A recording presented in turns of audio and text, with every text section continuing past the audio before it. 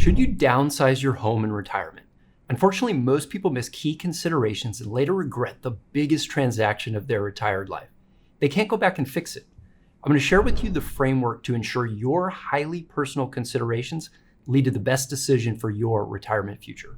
To help illustrate the most important questions and considerations, I want to share a real-life financial plan with you that included a very important decision about downsizing their home. So let me introduce you to Bob and Bethany.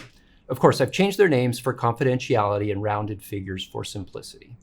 As a first step, we needed to define their objective and see how financially critical downsizing their home is to their retirement. Now, your financial figures and what's important to you will of course look different, but I'm going to show you how to apply the same framework for yourself. So Bob and Bethany retired 2 years ago. Their ages 67 and 68 now. They came to us with the question about downsizing.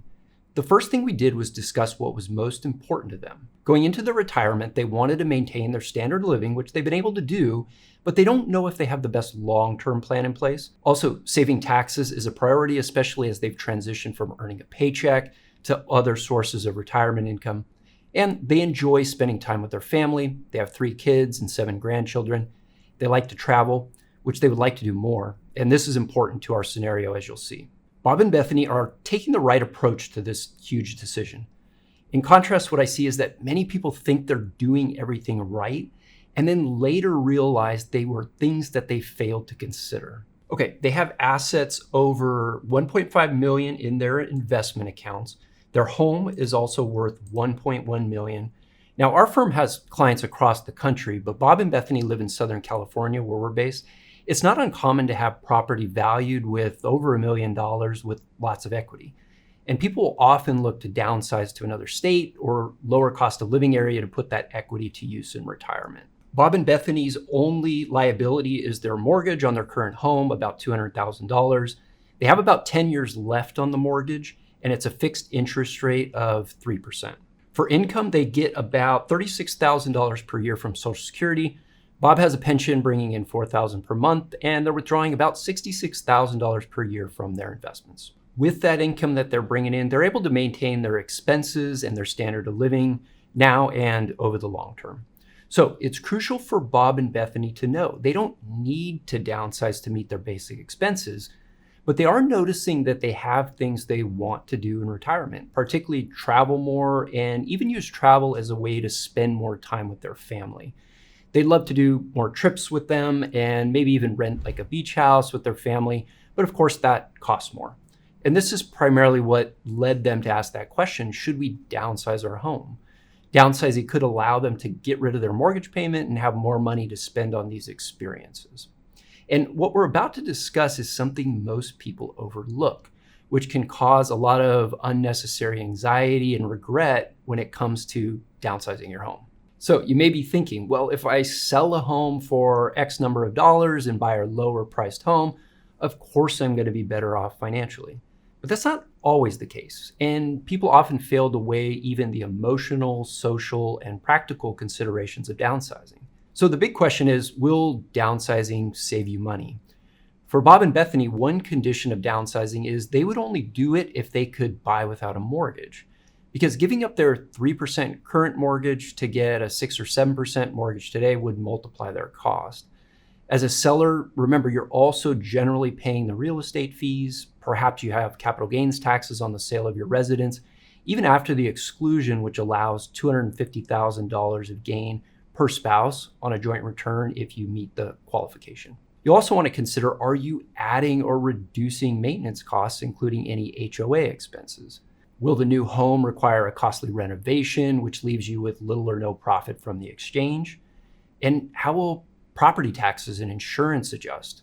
Some homeowners here in California, where we are, cannot get homeowners insurance, at least not easily. So you'll need to see if what you're paying now versus what you would be paying in a new home, how does that compare? But let's dig a little deeper. The emotional attachments to home can sometimes be tough to assess when it's hypothetical. I've had clients tell me it really hits when they move out of a home they've been in for decades. So you need to weigh that the best you can, understanding that there is emotion in it for everyone. But is the emotion of it a deal breaker? If you're in a position where you financially don't need to downsize, maybe you're able to give those emotions more weight in your decision. But I've also had clients that downsize and are really excited about the move, so the emotions can be a positive. The practical considerations would be things like space.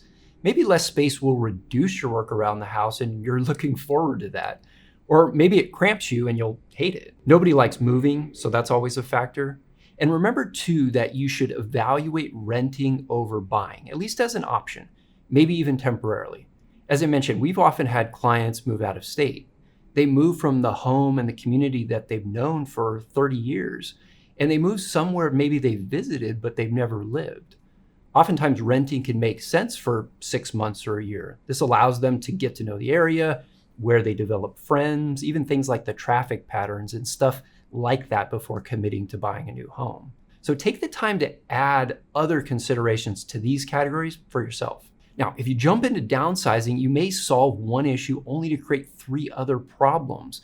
And after downsizing, it's hard to reverse, at least without major costs. That's why we need a framework to make these complex decisions simpler. Life can have a lot of moving parts. So remember, we started with defining Bob and Bethany's objective, which was that they wanted to travel and spend time with their family. The decision is if they should downsize their home to accomplish that. We also know that their financial plan, as it stands now, it looks solid. So it's not a matter of downsizing in order to meet their basic needs. If you find yourself in a place where you need to access your home equity to meet your core expenses, that could then drive your decision differently than Bob and Bethany. And that leads us to number 2 in the framework. What are your must-haves and what are your want-to-haves? Being able to meet your basic expenses is likely to be a must-have. It was for Bob and Bethany. And by understanding their assets, income, and expenses, they can now feel confident about meeting that priority, whether they downsize or not. But what are your other must-haves, your non-negotiables? And then what are the want-to-haves? For instance, is having a yard a non-negotiable, or is it something you want but don't need? Or maybe you prefer not to have a yard with all the upkeep. Only you can decide that. But we're not done there. Let's see how Bob and Bethany arrived at their decision. Their other must-have non-negotiable is not losing time with their family. They're trying to increase that time, but they certainly don't want to decrease it.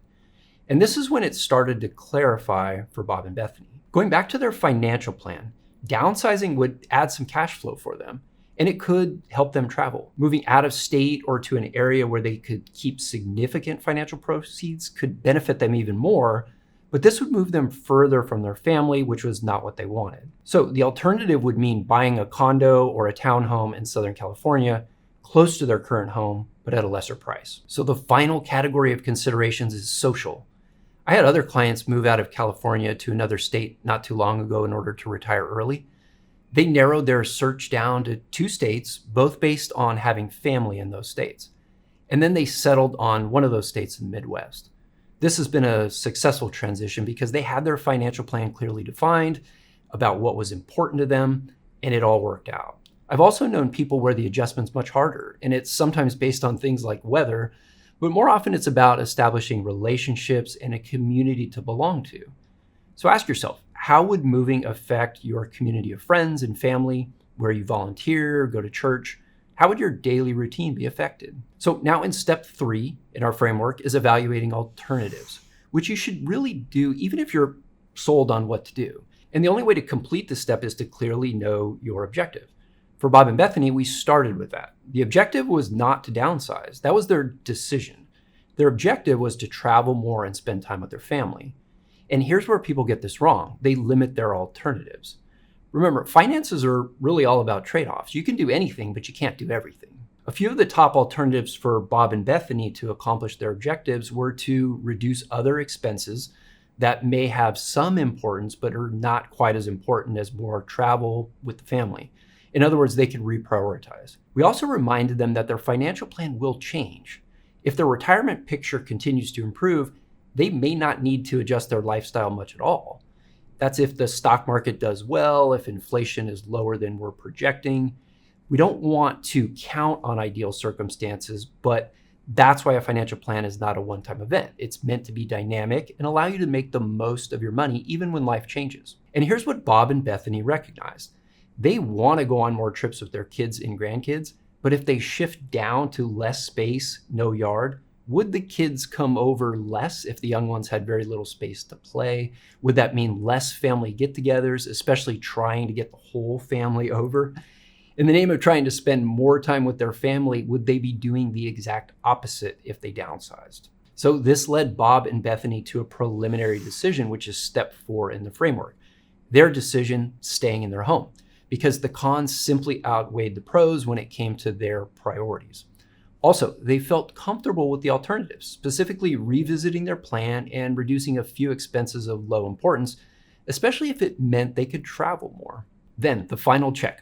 Weigh your preliminary decision with the final screen. What's the worst that can happen and what's the probability of that happening? This is what I call the red flag test. If the potential downside is catastrophic or really strongly goes against your values, then redefine your decision. Go back and start at the top and work through each step. When we work with our clients, we want to help them maximize their return on life. The problem, like with downsizing, is most people want to skip over critical steps. These are not complicated steps, but they are really important. They spend more time later trying to clean up the mess instead of doing it right the first time. It doesn't need to be like that. The next video you'll want to watch addresses what 90% of people don't do. It's called Do 3 Things When You Have Enough Money to Retire. And you can find that up here or in the description down below. Thanks for watching, and I'll see you over on that video now.